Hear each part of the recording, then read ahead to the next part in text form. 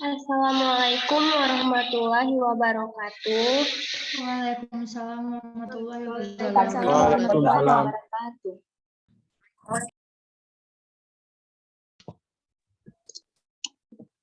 Alhamdulillah alamin wassalatu wassalam wa ala asyrafil anbiya'i wal mursalin.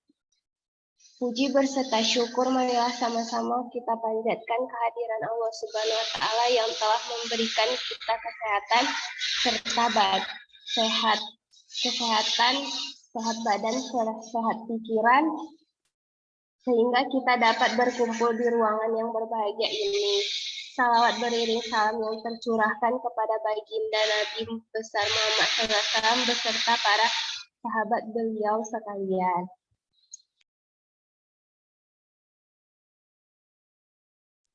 Adapun topik yang akan kami bahas adalah fungi. Perkenalkan, nama saya Putri Nur Ramadhani, bertugas sebagai moderator pada hari ini. Adapun kelompok anggota saya ialah Nidaul Fitriah, Halimah Hidayani, Putri Nur Ramadhani, Raudatun Mahira, Putri Salsabila, Cut Gebrina Rizky, dan Adraka Muna. Baik, materi pertama akan dibacakan oleh Putri Salsabila. Kepada Putri Salsabila saya persilakan. Baik, next. Baik, saya akan menjelaskan tentang sejarah mikologi. Next slide.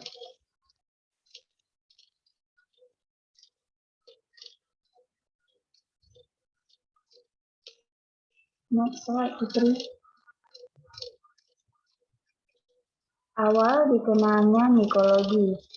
Ini telah dikenal sejak jauh sebelum masa Masehi. Bahkan manusia sering memanfaatkan fungi sebagai bahan makanan, obat-obatan, bahkan sebagai racun. Namun, manusia pada masa itu belum mengetahui pasti fungsinya. Pada saat itu, beberapa orang ingin mengetahui lebih dalam, hingga muncullah beberapa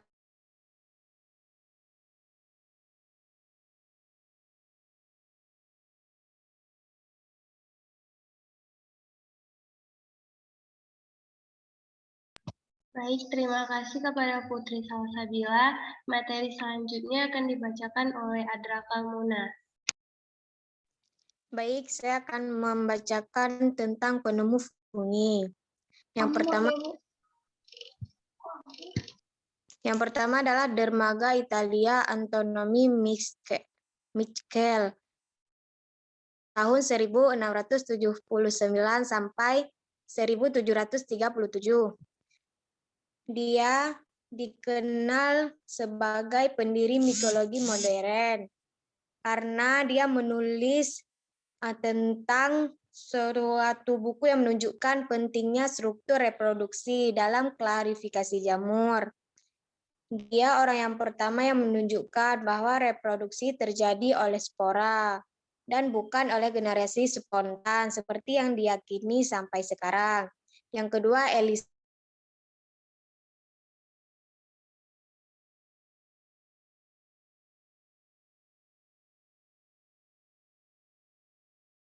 yang dianggap sebagai dasar mikologi modern. Next.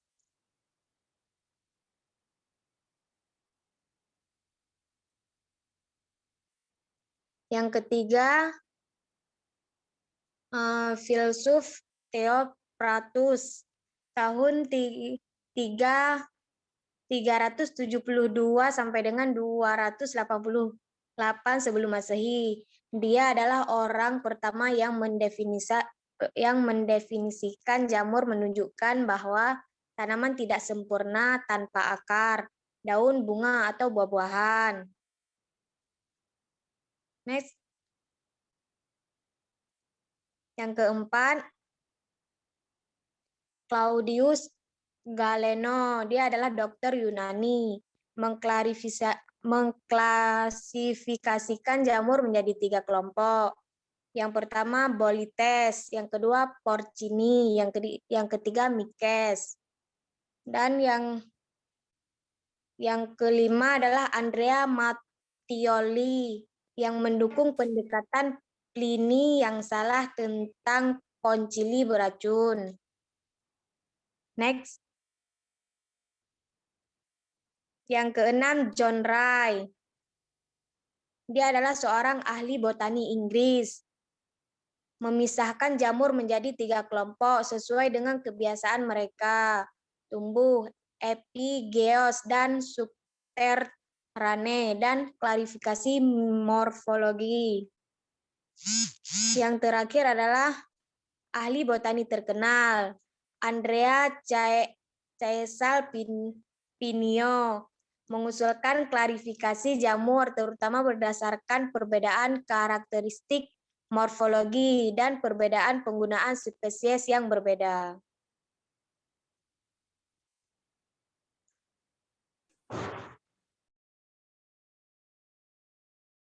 Baik, terima kasih kepada Adra Kalmuna.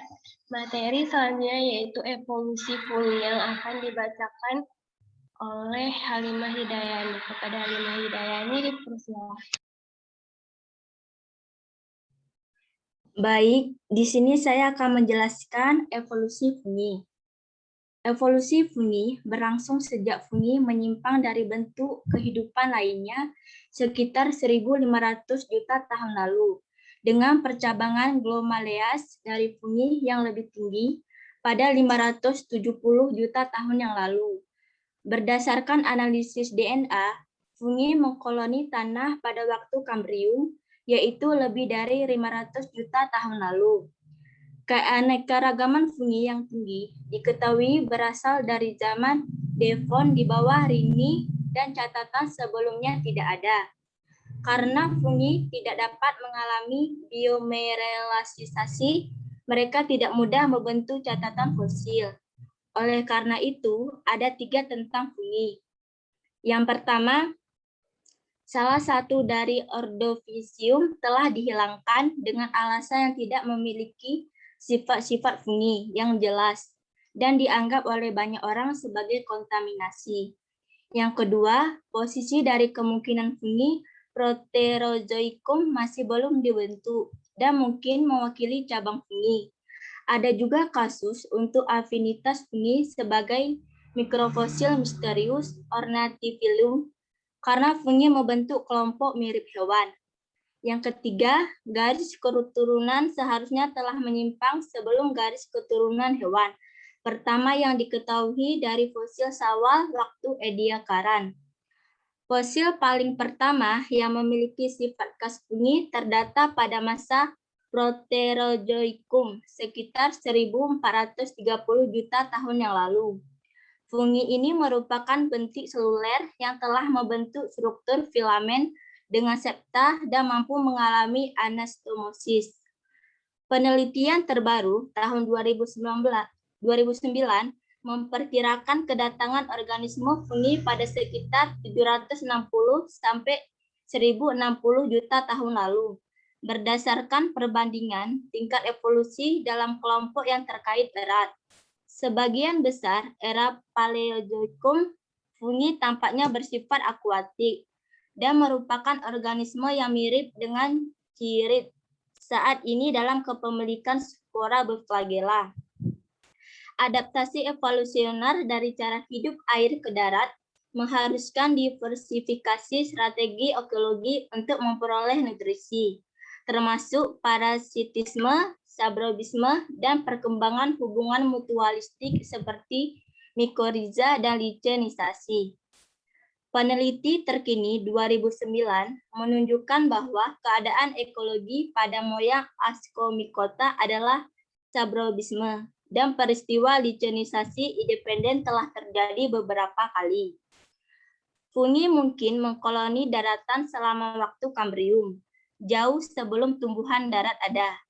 Hifa dan spora yang terfosilisasi dipulihkan dari Ordovicium viscosin 460 juta tahun yang lalu, yang menyerupai glomerales modern dan ada pada saat flora tanah. Kemungkinan hanya terdiri dari lumut non-vaskular mirip tanaman.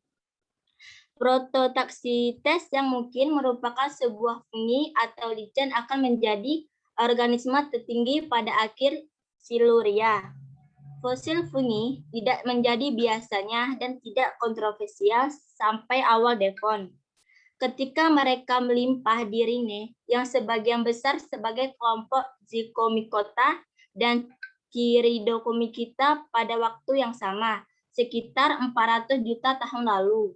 Basidiomycota dan Ascomycota telah menyimpang dan semua kelas fungi modern telah lahir pada akhir Karbon. Salah satu karakteristik dari nenek moyang, jamur masih ditunjukkan oleh kelompok jamur yang masih memiliki kekerabatan yang cukup dekat dengan nenek moyangnya, yaitu pada kelompok Chiridiomycota yang merupakan jamur paling tua. Leluhur dari fungi merupakan organisme yang berflagela yang hidup di perairan. Beberapa waktu setelah peristiwa kepunahan massal, Permia Triasik 251,4 juta tahun lalu, kelompok fungi berduri atau berasal dari kelimpahan luar biasa spora jamur pada sedimen dibentuk, menunjukkan bahwa fungi adalah bentuk kehidupan yang dominan saat ini, mewakili hampir 100% catatan fosil yang tersedia untuk periode sekarang. Namun, proporsi relatif dan spora fungi ternyata relatif terhadap spora yang dibentuk oleh spesies alga merupakan kasus yang sulit untuk diuji. Fungi duri tidak muncul di seluruh dunia dan pada banyak tempat itu tidak dibatasi oleh Permia Triasik. Demikian yang dapat saya sampaikan, saya kembalikan kepada moderator. Baik, terima kasih kepada Halimah Hidayani.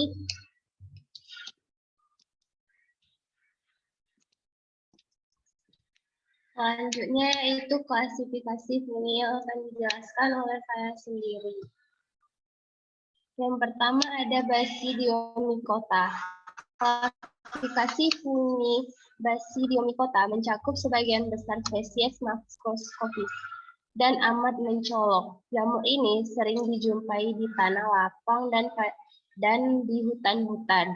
Badan jamur terlihat seperti payung, tahu, kuping, dan beberapa di antaranya dapat dijadikan sumber makanan. Contohnya jamur Basidiomycota yang bisa dimakan antara lain Auricularia foliarica atau jamur kuping dan Volvariella corvaceae atau jamur merang. Ciri khususnya memiliki hifa berserta dengan sambungan apit. Spora seksualnya dihasilkan di atas struktur dengan bentuk ganda yang dikenal dengan istilah basidium. Anggota Basidiomycota hidup sebagai saprofit dan parasit terhadap organisme lain, contohnya Volvariella corvaceae atau jamur padi. Reproduksi seksualnya dilakukan dengan membentuk spora conidia. Yang kedua yaitu Deuteromycota.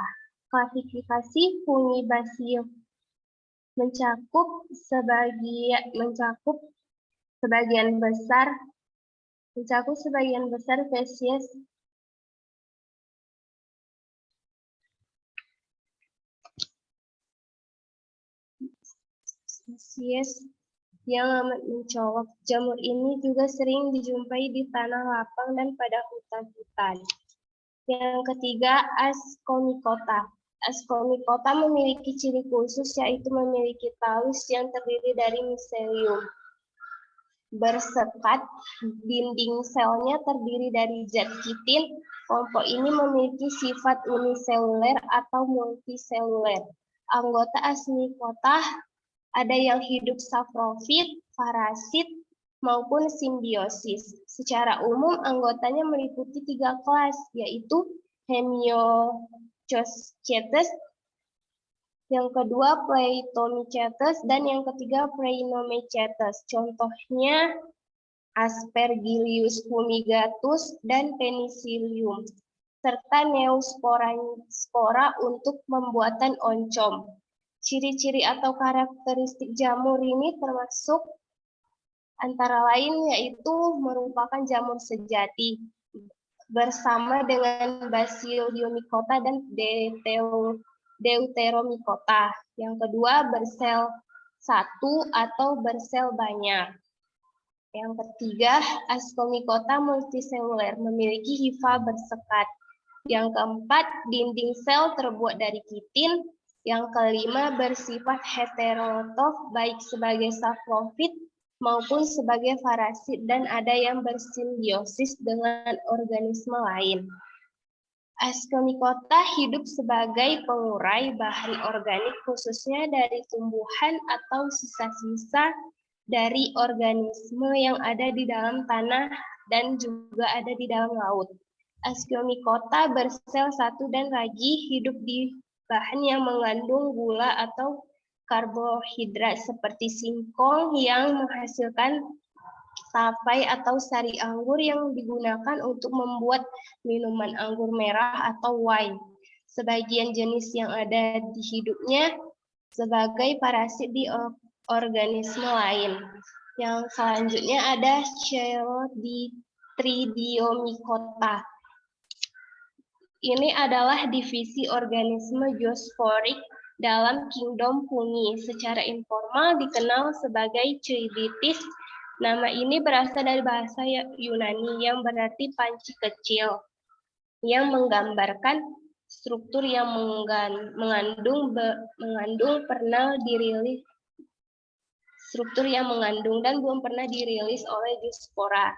Chiriditis adalah salah satu garis keturunan jamur awal dan keanggotaan mereka dalam kingdom fungi ditunjukkan dengan dinding sel kitin, flagellum flash forterior, nutrisi absporit, penggunaan glikogen sebagai senyawa penyimpanan energi, dan sintesis lisin oleh amino adipij, jalur asam.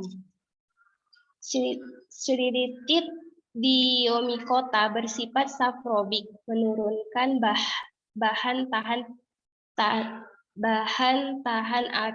tanah seperti kitin dan keratin dan terkadang bertindak sebagai parasit.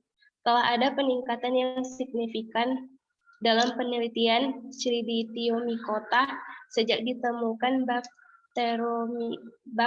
Batrachomitrium dendrobatidis, agen penyebab Chiridiomycosis. Materi selanjutnya akan dibacakan oleh Cut Debrina Rizky.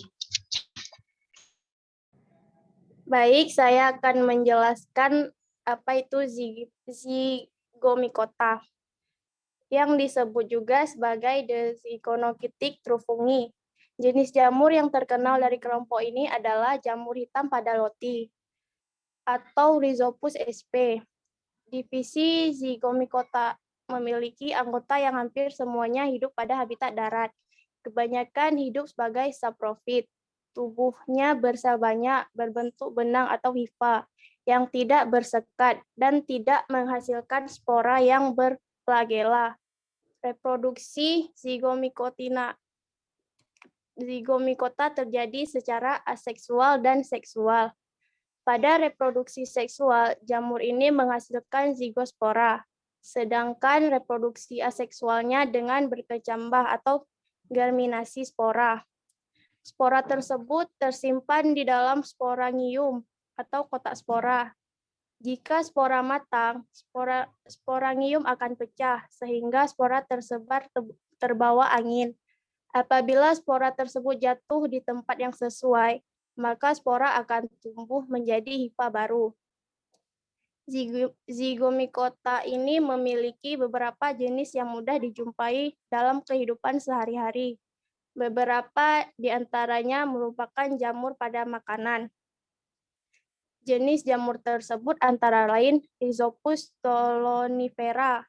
Jamur ini tampak sebagai benang-benang berwarna putih, memiliki rhizoid dan stolon, merupakan saprofit yang hidup pada bungkil kedelai dan bermanfaat dalam pembuatan tempe. Kemudian Rhizopus nigricans. Jamur ini dapat menghasilkan asam fumarat. Kemudian Mycor mucedo. Jamur ini hidup secara saprofit, sering dijumpai pada roti, dan sisa makanan dan kotoran ternak. Sekian dari saya kembalikan lagi kepada moderator. Baik, terima kasih kepada Cutia Rizky. Materi selanjutnya akan dibacakan oleh Kak Nidau Fitria. Baik, saya akan menjelaskan tentang morfologi fungi. Secara etimologi, kata morfologi berasal dari kata morf, yang berarti bentuk, dan katalogi yang berarti ilmu. Di dalam kajian linguistik, morfologi berarti ilmu mengenai bentuk-bentuk dan pembentukan kata. Morfologi juga mempelajari seluk-beluk bentuk kata serta pengaruh perubahan-perubahan bentuk kata terhadap golongan dan arti kata. Atau dengan kata lain dapat dikatakan bahwa morfologi mempelajari seluk-beluk bentuk kata serta fungsi perubahan-perubahan bentuk kata, baik itu fungsi gramatik maupun fungsi semetik. Baik, slide selanjutnya.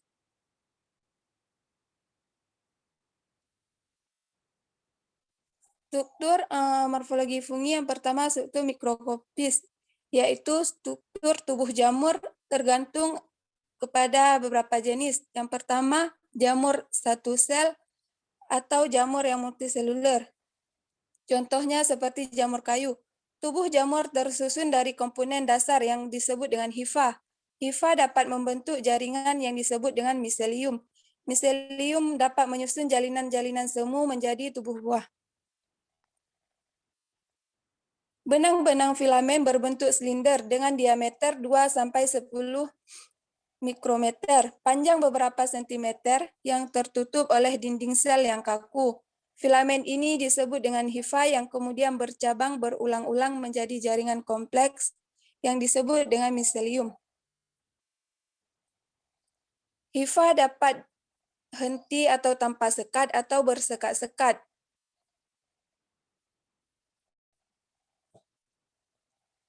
Dan yang kedua ada juga konedium yang berarti mitrospora karena cara dihasilkan melalui proses seluler mitosis.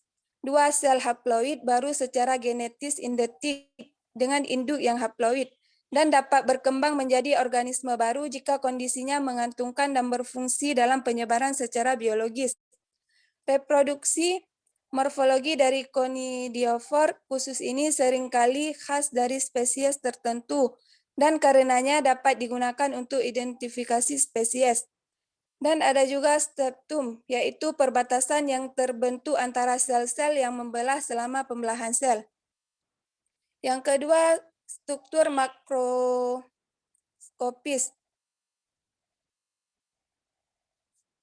Jamur makroskopis merupakan jamur yang memiliki tubuh buah berukuran besar kurang lebih 1 mm, tersusun atas micelea dan dapat dilihat secara langsung dengan bentuk yang jelas. Jamur mikroskopis penting untuk dilestarikan karena dapat digunakan sebagai bahan pangan obat-obatan serta berperan pada proses dekomposisi atau jenis reaksi kimia di mana senyawa dipecah menjadi komponen yang lebih sederhana.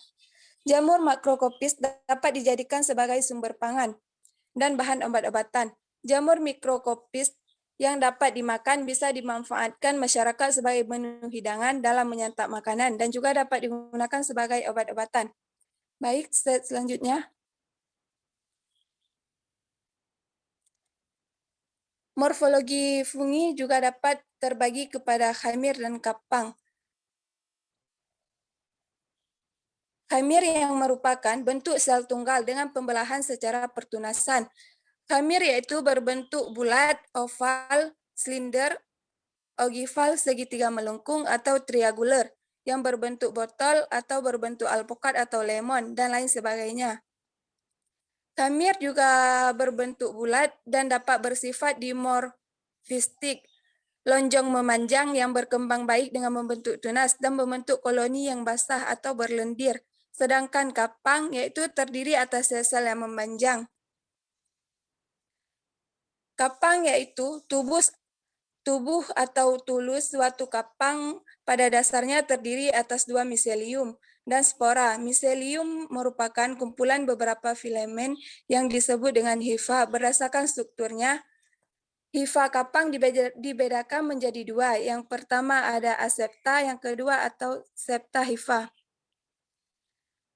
Asepta yaitu hifa yang tidak memiliki dinding sekat, sedangkan septa hifa yaitu dengan sel-sel unikleat satu inti atau multikleat lebih dari satu inti. Septa membagi ruang-ruang berisi satu inti atau lebih, dan pada tiap sekat terdapat pori-pori yang memungkinkan perpindahan inti dan sitoplasma dari suatu ruang ke ruang lainnya. Baik, saya kembalikan kepada moderator. Terima kasih kepada Nida Fitria. Materi selanjutnya akan dijelaskan oleh Raudatun Mahira. Kepada Raudatun Mahira dipersilahkan. Baik, saya akan menjelaskan ciri-ciri fungi secara umum. 1. Tidak memiliki kromatorafora dan klorofil, sehingga umumnya tidak berwarna dan tidak hidup sebagai parasit atau saprofit dan bersifat heterotrof. Jamur sendiri ada yang hidup di dalam air, sebagian besar di darat, serta jarang sekali terdapat di laut. 2. Memiliki inti sel ekariotik. 3. Dinding sel tersusun atas zat kitin dan bukan selusa kecuali jenis jamur Onychotina. 4.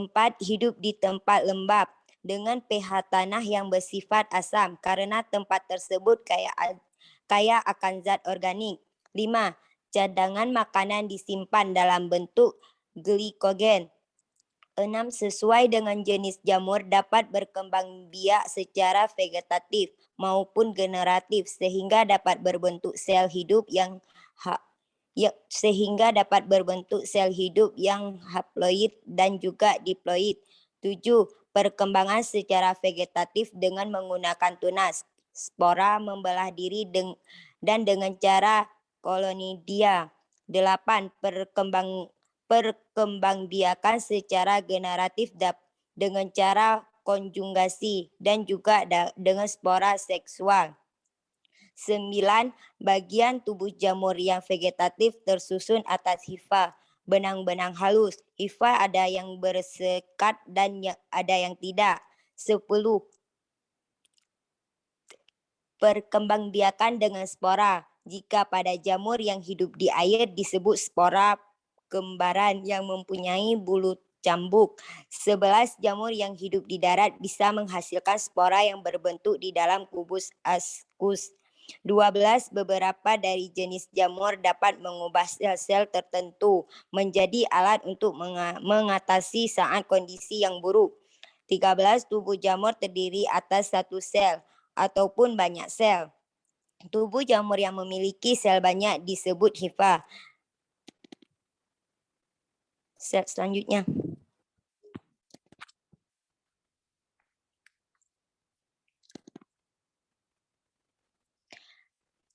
Karakteristik fisiologi fungi sebagai berikut. 1. Kandungan air. Pada umumnya jamur benang lebih tahan terhadap keringat dibandingkan kimar atau bakteri. Namun batasan pendekatan kandungan air total pada makanan yang baik untuk pertumbuhan jamur dapat diestimasikan dan dikatakan bahwa kandungan air di bawah 14-15 pada biji-bijian atau makanan kering dapat mencegah atau memperlambat pertumbuhan jamur. 2. Suhu. Kebanyakan jamur termasuk dalam kelompok mesofilik yaitu tubuh pada suatu normal. Suhu optimal untuk kebanyakan jamur sekitar 25-30 derajat Celcius. Namun beberapa tumbuhan baik pada suhu 35-37 derajat Celcius atau lebih. 3. Kandungan oksigen dan derajat kesamaan. Jamur benang misalnya bersifat Jamur benang biasanya bersifat anaerob yang berbentuk oksigen untuk pertumbuhannya. Kebanyakan jamur tumbuh pada interval pH yang luas, pH 2 sampai 8,5, walaupun pada umumnya jamur lebih suka pada kondisi asam. 4. Kebutuhan makanan atau nutrisi. Jamur pada umumnya mampu menggunakan bermacam-macam makanan, dari yang sederhana sampai yang kompleks. Kebanyakan jamur memiliki bermacam-macam enzim hidrolitik, yaitu amilase, praktinase, proteinase, dan lipase. 5. Senyawa penghambat. Beberapa jamur memproduksi komponen penghambat bagi mikroba lainnya. Contohnya Pilichium dengan produksi Pilichiumnya. Beberapa komponen kimia bersifat mikrostatik menghambat pertumbuhan jamur. Misalnya asam sorbat, propionat aseat, atau bersifat fungisidat yang mematikan jamur. Sekian dari saya kembalikan lagi ke moderator.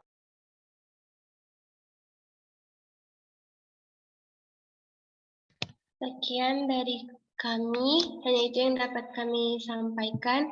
Lebih dan kurang kami mohon maaf. Assalamualaikum warahmatullahi wabarakatuh.